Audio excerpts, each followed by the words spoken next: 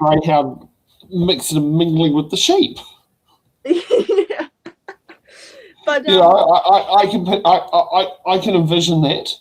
A retired greyhound, it's like, what do you call it? It could be on a sheep, 100-acre sheep farm, and literally mixing and mingling with sheep and all that sort of thing. It probably sits down there and does as much distance and running in retirement as would on the racetrack. Yeah, definitely.